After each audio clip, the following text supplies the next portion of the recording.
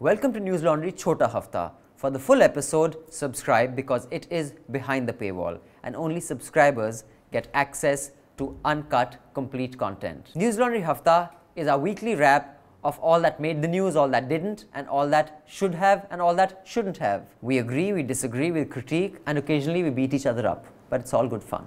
Subscribe. This is a News Laundry podcast and you're listening to NL Hafta. अंग्रेज अपना लगान और news laundry अपना हफ्ता कभी नहीं छोड़ते. Welcome to yet another episode of Hafta from a extremely eventful news week. We're recording from Delhi at 3:20 in the late afternoon on the 28th of January. It's a Thursday. So on the Hafta today, let me first introduce the panel before I get into the regular announcements that we always have and I bore you with. In the studio, in the office with me is Manisha Pandey. Hi, Manisha. Hello. Mehraj. Hello. Raman sir. Hi. And joining me from home on Zoom is Hartosh Singh Bal. Hi, Hartosh. Hi. Our listeners are familiar with you, but those of our new subscribers, and welcome all you new subscribers. So many wonderful people have joined. Thank you so much for paying to keep news free. Hartosh is the political editor of Caravan magazine. He is the author of Water Close Over Us, a journey along the Narmada. He was formerly the political editor at Open Magazine. He's the co-author of A Certain Ambiguity, a mathematical novel, which won the Association of American Publishers Award for Best Professional Scholarly Work on Mathematics for 2007. He's also worked for The Express, The Helka and Mail Today. And today we shall use his mathematical mind to give us some equations and permutations and combinations of what is cooking in the political scenario of Delhi and indeed Punjab. But first, a few announcements. Before we get into the full-on discussion, I would like to tell all our subscribers that the Discord server is up. We have a Discord server where already over 1,000, I think it may be close to 1,500 subscribers are already there discussing stuff. We had WhatsApp groups, city-specific WhatsApp group. We had, US WhatsApp group. We had Delhi WhatsApp group. We had Mumbai WhatsApp group where all you subscribers used to talk to each other and to us, and we tell you about all the events that are upcoming. Now we have one Discord server. So unlike WhatsApp, Discord is linked to a subscription database, so you will gain or lose access depending on your subscription. As opposed to WhatsApp, we have had to manually check who all have paid the subscription and therefore are not removed from the group. This may appear daunting at first if you're new to Discord because it doesn't have the simplicity that we're used to of WhatsApp, but it grows on you and it's way more convenient. For access, you got to click on the user icon. This is if you're a subscriber only. At the top right hand of our website, then on my profile, and then on the NL Discord tab. All details will be there. So do come on to Discord, discuss all that you want to, ask us the questions that you want answers of. But we have very strict rules on Discord because on WhatsApp, sometimes people used to get a bit nasty or mean. Very rarely, but sometimes. Here, we don't want it to become a noisy kind of a nonsensical place. So we have very strict guidelines on our News Laundry Discord server. If you break those, you will be kicked off. So just letting you know. But it's a fantastic place to meet like-minded people. The News Laundry subscriber community is a wonderfully smart, engaging community that I like spending time with whenever we have those News Laundry sessions when I'm traveling. It is always a pleasure and a delight. So do check out our Discord server. And many of our subscribers then get to know each other and have their own hangout sessions. So you can check that out. But before the headlines, Hartosh, one can't not be a bit stunned by what happened on the 26 January in Delhi.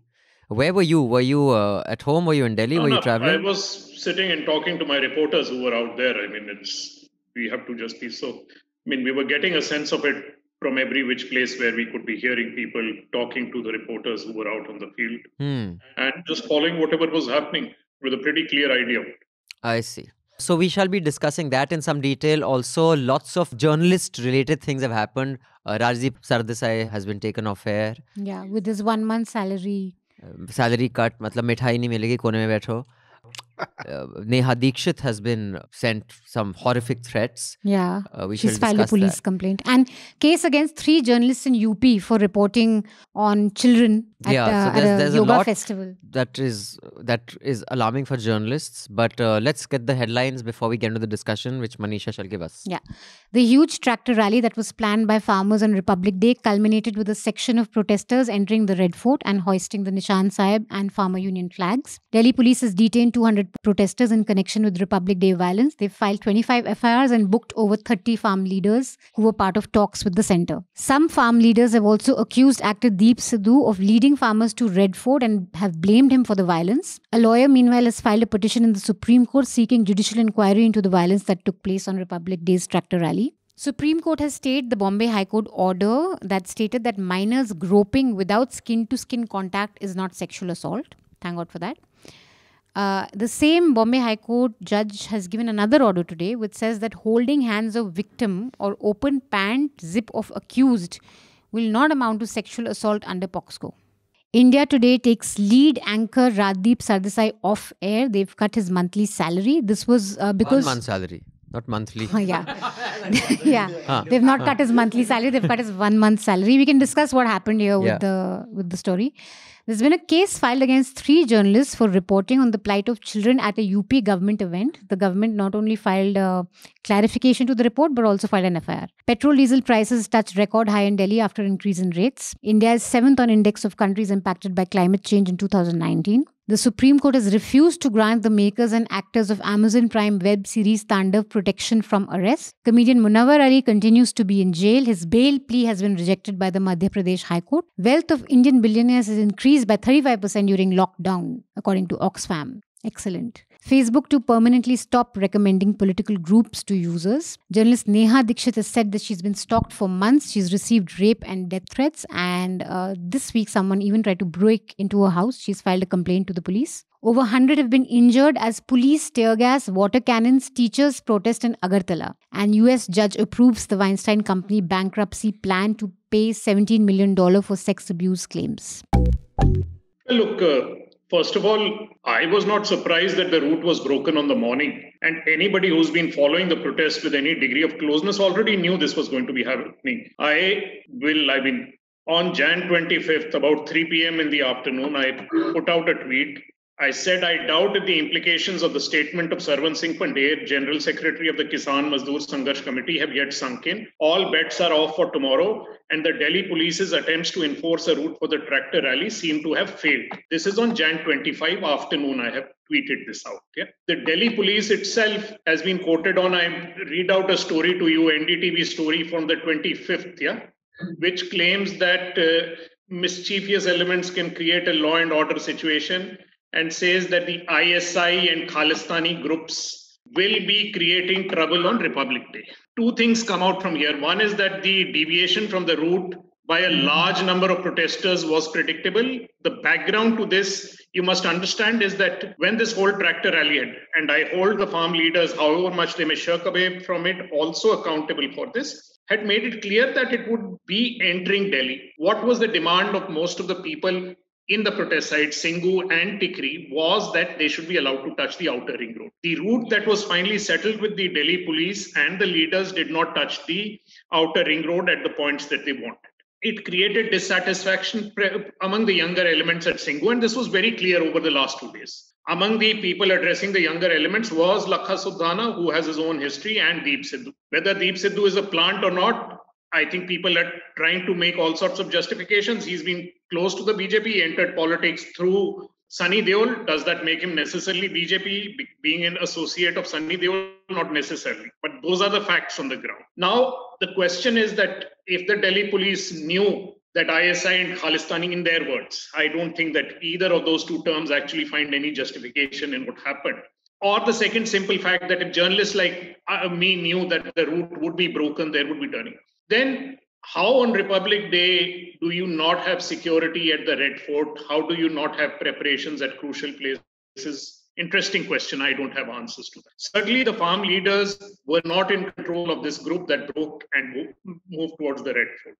In fact, it was largely leaderless. It went to the Red Fort. There was an attack on the police. The Nishan Saab was put up. That's not a Khalistani flag. That the tricolor was not pulled down and the Nishan Saab put up.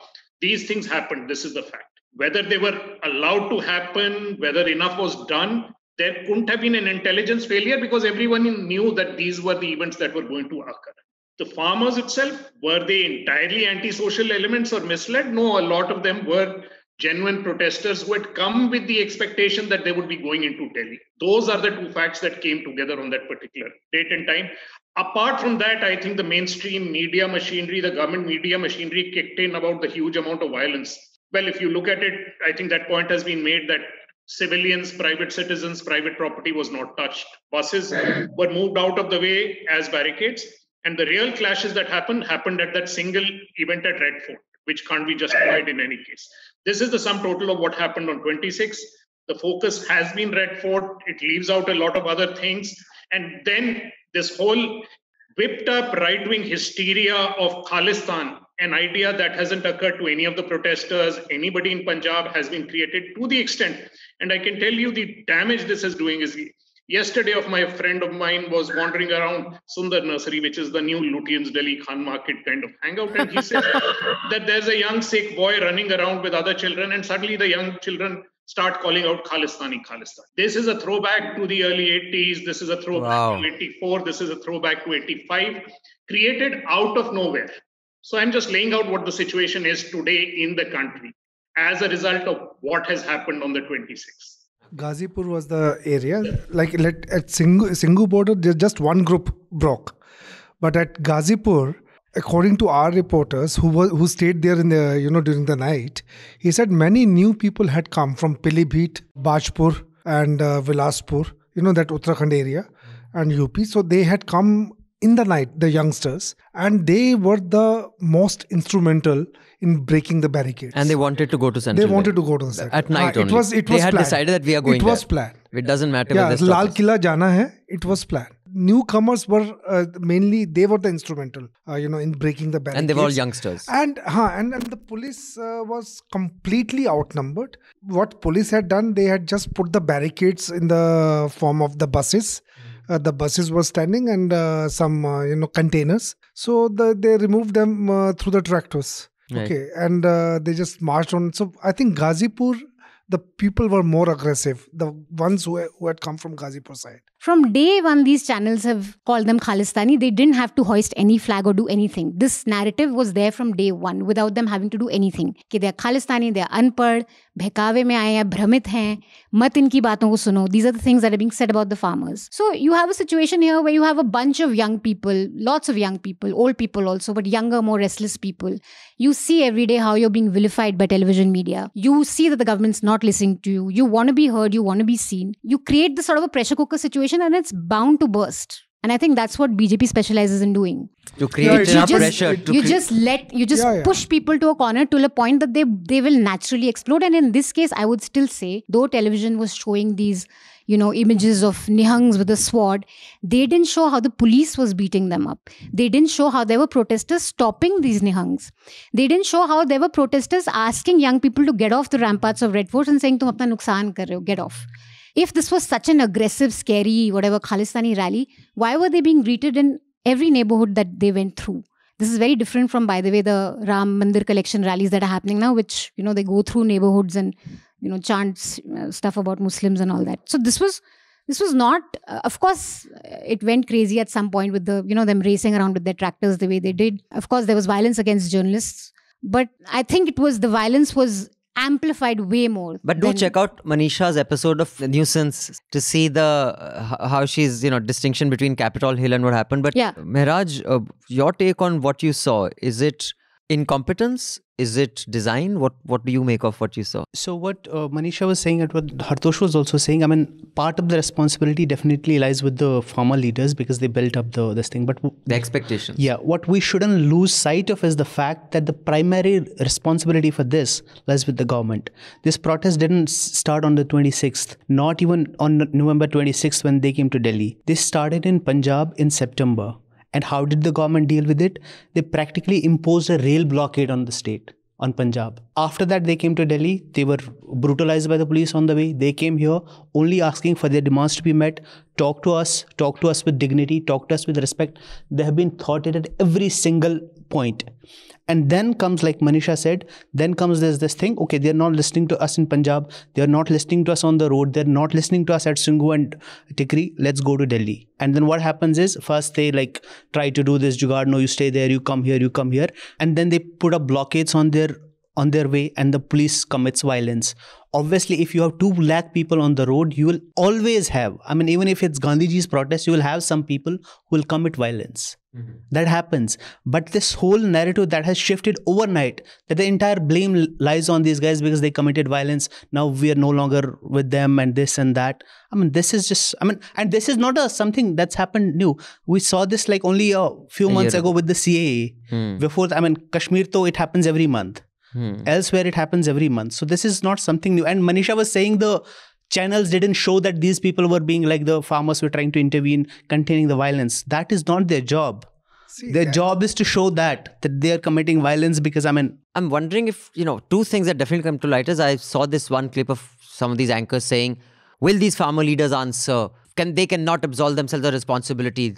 What has happened? These visuals, it's your responsibility. Manisha's done a very good job of actually showing that if you just replaced farmer leaders with Amit Shah and farmers with Delhi police, these would have been good questions a year ago for Amit Shah and Delhi police because you had far more horrific visuals of them. But one set of images that I thought were truly disturbing was at the Red Fort, there's this like drop of about 30 odd feet, 35 feet. And there's about maybe 50 cops who are being hammered and they're being pushed over. I mean, I'm sure a couple of them would have broken their leg. That's a... Yeah. Yes. And these cops aren't exactly the most athletic, lithe antelopes. I'm sure that impact would have broken a few legs. One guy tried to climb up a pole to remove the flag. And Unfortunately, that was really sad.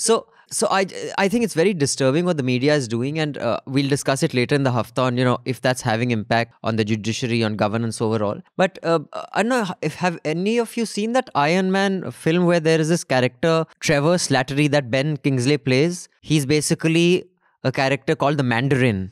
And he's supposed to be this great he's very scary and terrorist. But he's basically a buffoon. Yeah. He's incompetent. I'm wondering, Gujarat, Delhi last year, Delhi this year, maybe we have imagined that the Modi-Shah combination, like you're saying, they build up this pressure and maybe they're genuinely like Ben Kingsley. They are clueless and this shit keeps happening around them. It's not designed. I mean, I think it's a theory worth contemplating. I mean, you can't be so clever to design this each. And even the guys who went up top and put the flags, I don't think they're radicals or anything. Like you said, it was just simply Masti tha. just Excited, thoda sa josh mein hosh and thoda sa just exactly like there is a specific significance to Red Fort and Nishan Sahib. There's the Fateh Divas that is celebrated in March, for defeating Shah Alam. But so there is a symbolism to it, and they acted from a sense of history, not a sense of like hum India ko respect nahi karte ya constitution, we're trying to overthrow the constitution or whatever. We also must be clear what wasn't shown. Nihang unsheaths his sword.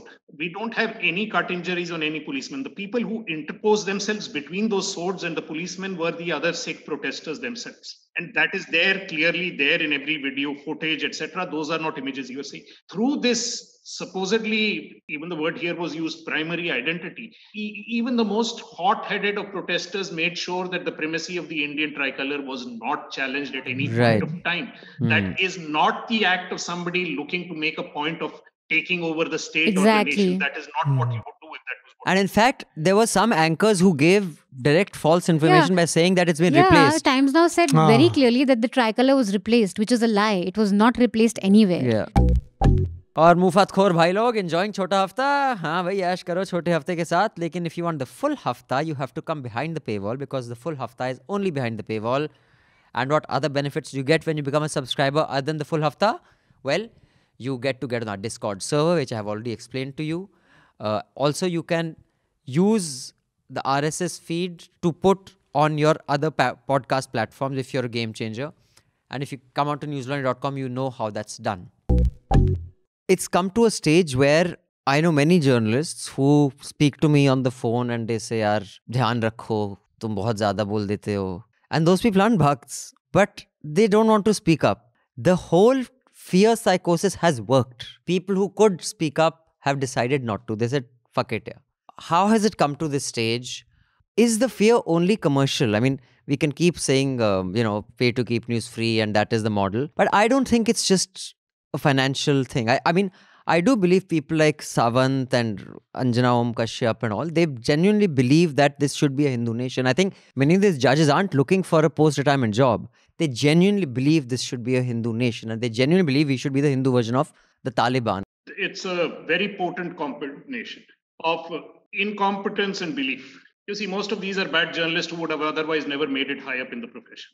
They don't do journalism. So this belief system that you profess and project in front is actually what has helped you rise in the profession. I'm not saying they're doing it consciously or not, but those two things go hand in hand. None of these on journalistic grounds, if you sit and examine them, are worth a penny as journalists. Yeah, they have come through this power of this emotive advertising theater they play out in the name of journalism. So yes, it is both conviction and incompetence that actually shapes them into what they are. Why don't we see a pushback, Manisha? Do you think it is financial? Like you have a lot of young journalist friends, and since you are so fond of Sudhir, what makes him tick? What makes him tick with people, you're asking? Or no, what makes him tick in his own life? Why don't we see a pushback? I mean... But, Hartosh is right in that sense. Like, at least for television news, like, what would a Rahul Shiv Shankar, if we aren't in the ecosystem that we are today, like, what's his competence? How would he become an anchor who's watched or who even gets prime time on Times Now? The only reason Times Now probably got him is because he could, suck up to BJP and he could just, be a sad version of Arnab on their show. And that's it. It's true that there's nothing to him other than his ability to suck up to the current government. And that's true for most. But pushback? Why do people have to call you and say, you should be careful? Like, what is the fear? No, but I think that in Neha's case, for example... In Neha, of course, it's a real and present. I mean, we've had... Look at the precedents also. No, you had Gauri Lankesh shot dead. Till now, there's been no proper, action. There's no one that's been held accountable properly. I don't even know where the case is at right now. It's not just about death, but the harassment in terms of legal action, the trolling, and it can be very severely psychologically damaging for some journalists. I mean, I know that at least in Ravish's case, he's harrowed by people. Continually add on to WhatsApp groups where there are death threats, where he's being abused. Even Rajdeep, we can quibble about his journalism and all, but he has been, harassed quite a bit when he goes out. Now he's being harassed from all sides. But I think in general, And journalism has always been, I keep saying this again and again, we have this, because we are journalists, and other people also have this idea that journalism is this great crusading profession. Throughout history, since the very beginning, we are called scribes because they used to write for the kings. Since the very beginning, journalism, as we have understood it, has been aligned with power. It's very rare for journalists to actually do what we think of as journalists doing, which is being adversarial to power, which is like holding power to account, as the saying goes. You have that on one side. And now there is this sort of this, as the free marketers like to say, this incentive, right? So take Rajdeep Sardesai's case. He has, say, this Gaurav Sawant, Rahul Kanwal, all the others, Danganas and the rest of them. Every day they tweet bigoted stuff. They say 10 times worse things than Rajdeep says. They're lauded, they're rewarded. Rajdeep says something which is not in the interest of the power, so he gets punished. The next time somebody who's, like, say, a step or two down on the rung from them, they watch this. What are they supposed to take from this? That as long as you align with whatever is the power, whether it's corporate power, whether it's state power, or whether it's like just social power, you align with that, you are rewarded. Neha Dikshit, if you dissent from that, if you go away from that, you are a Neha Dikshit. Face this. Before we move on, just want to plug our new NL Sena project. Hopefully we'll top up our legal fund because we have 2 cases going on, and hopefully at least one of those will be resolved and quashed soon. Our NL Sena fund is on a godman's trail. India has lots of self-styled godmen who wield great power, right from the days of Chandraswamy and Dhirendra Brahmachari onwards. Even today, there are many who are spectacularly successful in the social, political, religious kind of space. We are going to be really doing a deep dive investigation into one such who has become extremely prominent and powerful, and how he became that powerful and influential, and what his past has. So do contribute to that NL Sena project. It takes a long time to do stories like this, and we have to arm ourselves with facts so that when the inevitable case comes, we have truth as a defense. I think it's an extremely complex problem, and I'll just give you let's take the News Laundry example. I know a lot of people here have trashed social media, as have I, yet we owe our existence to social media. Had it not been for Twitter and Facebook and the WhatsApp communities that we've created, we would not be sustainable. We are a news organization who is sustainable without taking ads, man. That's a miracle here. When I went to raise funds 8 years ago from various investors and funds, they said, what are you talking about? And what are you talking about, a subscription model? channel. And that time, so even many friends of mine who are running news organizations now and digital organizations, that time said, what the fuck are you talking about? Just shut up and take ads. This is how you get traffic. So, and that has happened because of Twitter, Facebook. Yet Twitter, Facebook more than Twitter is a horrific thing when it comes to spreading the message of hate. But yet it has also made communities that have made news sustainable. I do believe, people like Caravan, people like us have made a difference. I mean, it may not be huge, but it is there and it may grow. Would I want social media taken away? Then I'm cutting the branch I'm sitting on. But yet, do I acknowledge that the branch is also growing poison? Yes, it is. And can you have tweets like the President of the United States saying that fight and all? And no, you got to take that down because he's the president. And that's always going to be a subjective call. So it's complicated. But surely someone has to be given the authority of taking that stuff down. And as per the legal provisions of the way companies are structured, that call will have to be the companies, whether they set up a reader's editor or a separate committee or whatever. So that's the thing. I mean, you can't just do away with social media any more than you can do away with the wheel. You can't just go back in time, right? It has to exist. It will exist. The problem is not that, the question is not whether something, for example, hate content should be removed or not.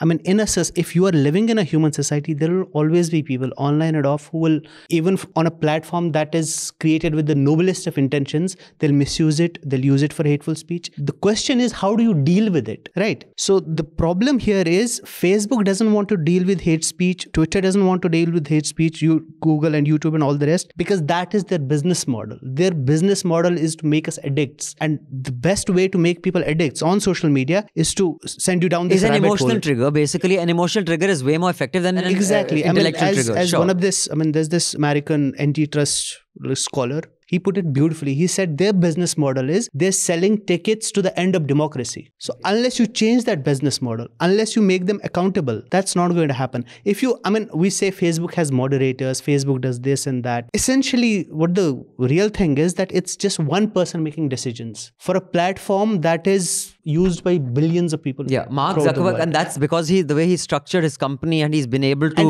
maintain that kind of control over it. He has structured that company that way. He is using his power in that particular way because starting with the US Congress, the US government, they're allowing him to do that. Also, they don't understand it. I mean, if you saw his questioning, congressional hearing hoti hai, kya hoti hai? Yeah. Matlab, some of those Dadajis, their questions made it clear.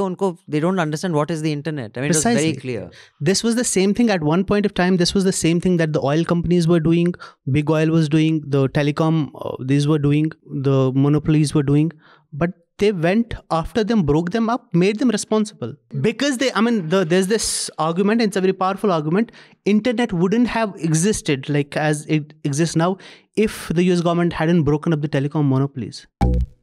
All of you listening in, the Chota Hafta, do subscribe so you can listen to the entire Hafta. We will see you again next week with the Hafta. Till then, subscribe, pay to keep news free, because when the public pays, the public is served. When advertisers pay, advertisers are served. Thank you. Goodbye. All the News Laundry podcasts are available on Stitcher, iTunes, and any other podcast platform. Please subscribe to News Laundry. Help us keep news independent. To catch all our podcasts on news, pop culture, current affairs, and sport, visit newslaundry.com. Follow us on Facebook, Twitter, and Instagram, and subscribe to our YouTube channel. Sun liya Afrika, mufat khoro. Not to brag or anything, but News Laundry Hafta features in the top 50 in the world on SoundCloud in the news and politics category for podcasts. So do subscribe and see what you're missing, because when the public pays, the public is served. When advertisers pay, advertisers are served. Subscribe, help keep news independent and free. All News Laundry podcasts are available on iTunes and Stitcher and any other podcast platform.